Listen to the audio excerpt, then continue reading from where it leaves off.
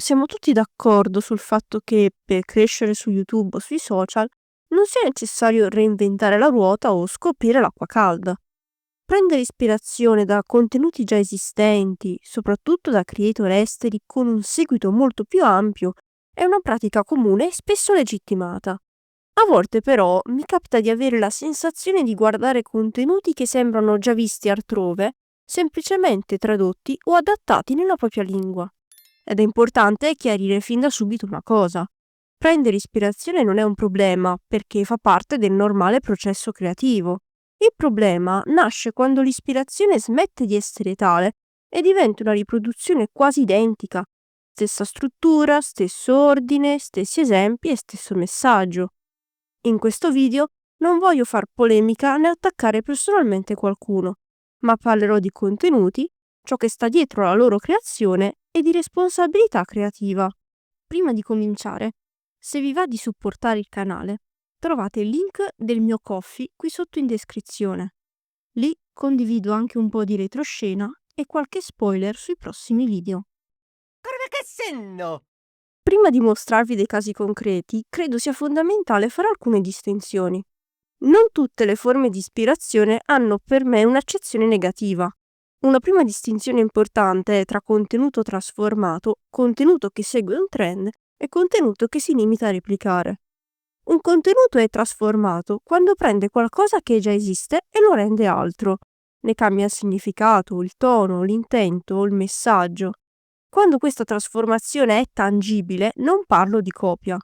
Quando invece questa trasformazione non c'è e io riconosco immediatamente l'originale senza percepire alcun valore aggiunto, personalmente io lo vedo come una mancanza di rispetto verso chi guarda, come se il pubblico non fosse considerato abbastanza attento o critico da accorgersene. E non è solo una mancanza di rispetto verso il pubblico, è anche una mancanza di rispetto verso chi quel contenuto lo ha creato per primo, perché dietro a un video non c'è solo un'idea detta davanti a una telecamera. C'è il tempo, la scrittura, la sperimentazione, i tentativi che non funzionano. Insomma, tutto un lavoro invisibile che spesso viene dato per scontato. Prendere quel risultato finale, tradurlo o imporlo quasi identico, senza riconoscere il lavoro originale, significa ignorare completamente tutto il percorso che c'è stato prima. Diverso il discorso dei trend o delle challenge. In quel caso non parlerei di plagio perché il format viene replicato da molti, ma ognuno ci mette la propria personalità, il proprio linguaggio e la propria esperienza. La traccia è la stessa, ma il contenuto finale cambia. Faccio un esempio concreto, sempre legato al mondo della palestra. Un trend che probabilmente avrete già visto è quello della coppia che, scontrandosi, fa cadere le AirPods, le scambia per sbaglio e inizia a sentire la musica dell'altro, per poi restituirsele. Qui la forma è sempre la stessa. L'incidente, lo scambio, l'ascolto e la restituzione. Quello che cambia è il contenuto, le canzoni scelte, le reazioni, il contesto, la personalità di chi è nel video. In questo caso, se vogliamo, il plagio è nella forma, non nel contenuto.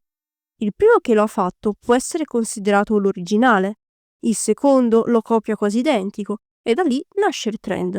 Ma la maggior parte delle persone che lo ripropone non lo fa per rubare un'idea, lo fa per diventare virali. Ed è proprio questo ciò che distingue un trend dal plagio vero e proprio, l'intento e il grado di trasformazione. Un esempio molto chiaro di contenuto trasformato sono le YouTube Poop, dove il materiale originale viene smontato, alterato e ribaltato, fino a diventare un qualcosa di completamente insensato. Lo stesso succede nel mondo della musica.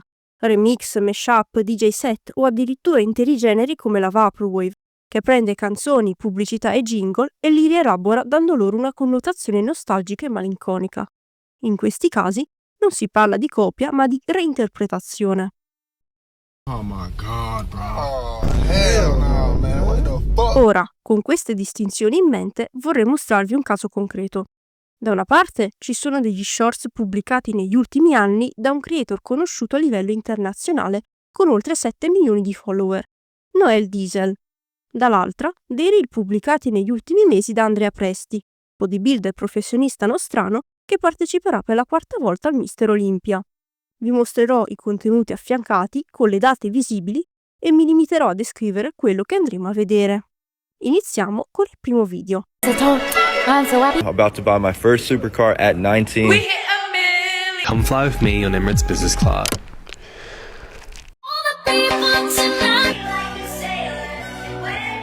Yeah, you bleed just to know you're.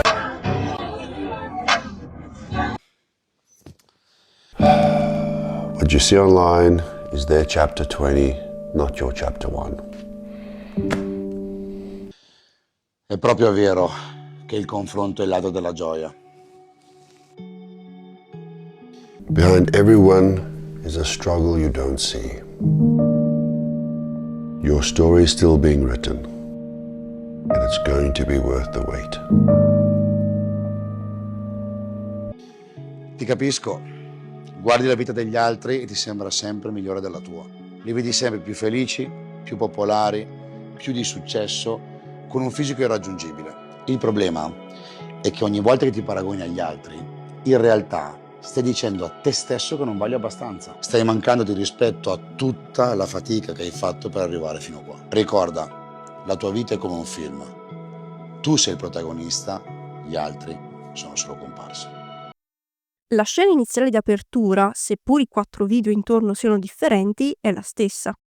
La scena in cui viene preso in mano il libro è identica, anche se purtroppo Noel non ci ha ancora deliziati di una sua pubblicazione, ma su questo canale siamo pronti ad accogliere il suo futuro libro a braccia aperte. Il messaggio è lo stesso e la chiusura segue la stessa struttura. È importante sottolineare che in questo video non stiamo giudicando i messaggi che vengono diffusi, ma la forma e la presentazione del contenuto. Passiamo ora al secondo video. No one is coming to save you. And I know that might seem a bit harsh, and it's very unpleasant for a lot of us to hear that. But as we grow older and as we become adults, the only person that we have to fall back on is ourselves. Up until a certain age and up until a certain point, our parents are going to be there to support us. But as we grow older, we have to rely on and we have to count on ourselves in order to save ourselves. You know, I got to a point in my life where I was desperate for assistance. I was begging for assistance. I couldn't rely on my mother. She didn't have the financial means.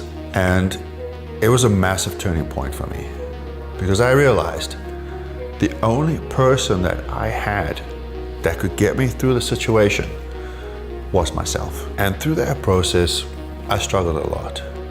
It was incredibly difficult, but I knew I couldn't have a victim mindset because if I stayed the victim and if I played the victim, I would never be able to achieve anything. Now, this doesn't mean that you have to do everything on your own. This doesn't mean that there aren't people that you can rely on. But in order to take that first step, get yourself off the ground and launch and take action, you have to do it for yourself and you have to be dependent on yourself. So please, you are the hero of your own story and you gotta act like it.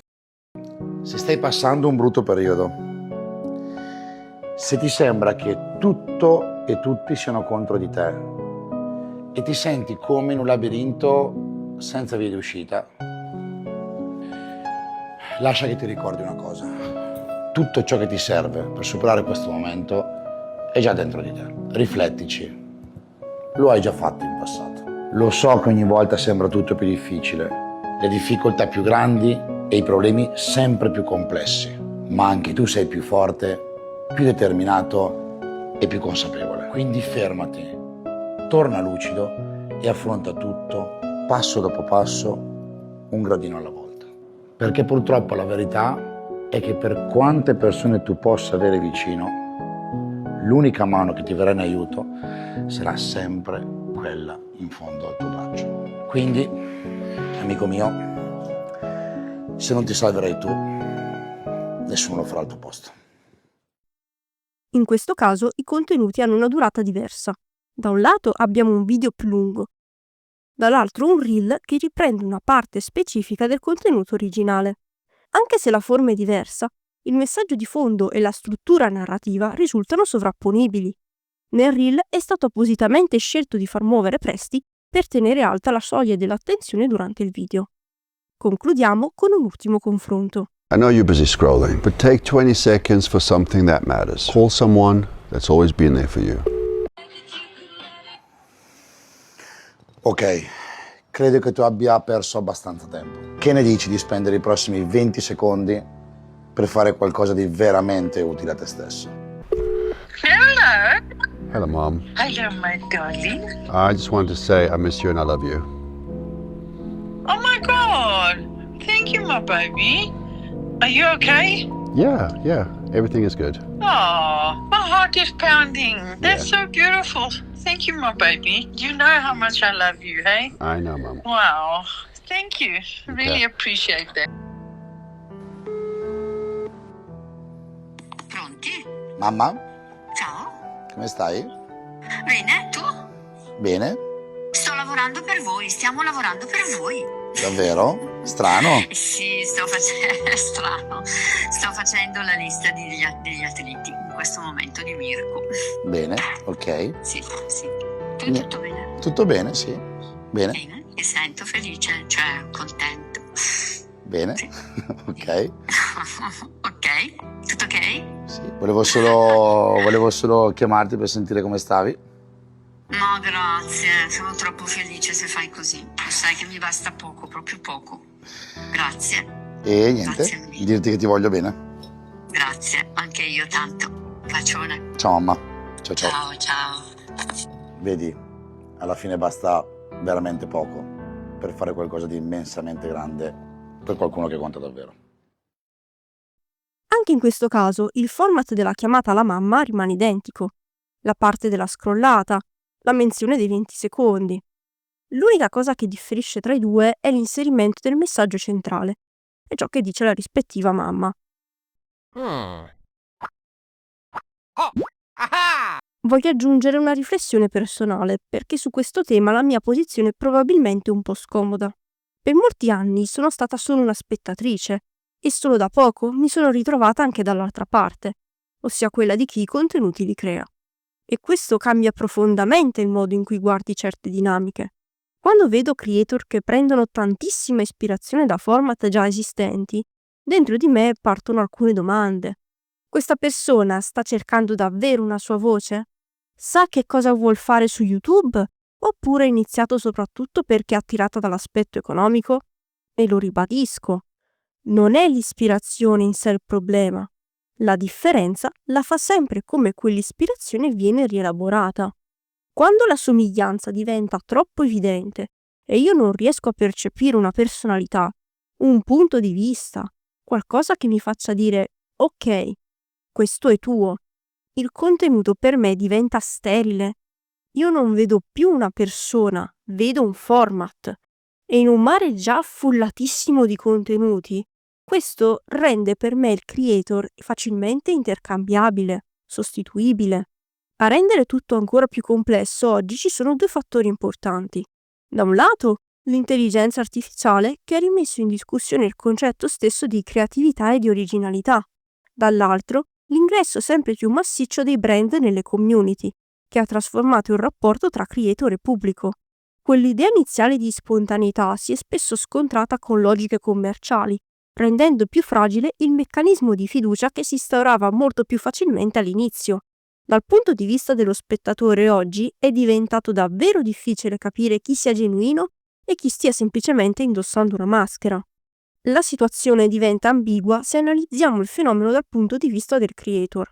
Da un lato, muoversi in un settore sempre più saturo spinge molti a rifugiarsi in format già validati, perché funzionano e garantiscono visibilità col minimo sforzo. Dall'altro, scegliere di non riproporre contenuti già visti significa accettare una crescita più lenta, almeno dal punto di vista numerico. E a questo punto la vera domanda diventa: che compromesso siamo disposti ad accettare? Io, sapendo perché ho iniziato a fare video, ho scelto di accettare una crescita più lenta, piuttosto che rinunciare alla mia idea di creatività e al mio modo di lavorare. È per questo che, per come sono fatta io, riproporre format già visti ha sempre avuto un'accezione negativa. Non sto dicendo che sia sbagliato in assoluto, sto solo dicendo che non è la mia strada. Detto questo, Io vi ho mostrato i contenuti, le date e i confronti. Non vi sto chiedendo di commentare con rabbia né di attaccare personalmente qualcuno. Vi sto chiedendo di guardare in modo più consapevole ciò che consumiamo ogni giorno. Le conclusioni e le eventuali azioni da intraprendere, come sempre, le lascio a voi.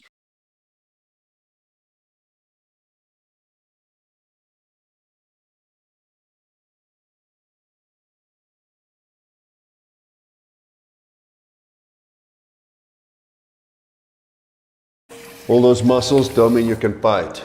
I'd whip your ass. Tutti quei muscoli, ma scommetto che hai zero fiato.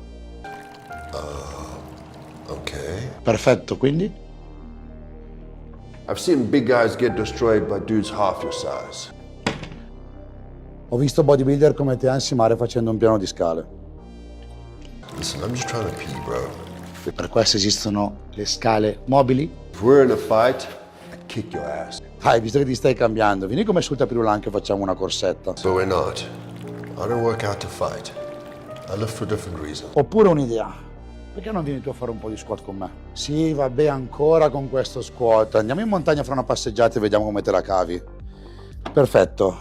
Ora che mi hai detto quello che per te è importante, puoi accettare che qualcuno abbia interessi diversi? I just wanted you to know that. Cool. Sì, vabbè, ok, stai calmo, volevo solo fartelo sapere. Cool.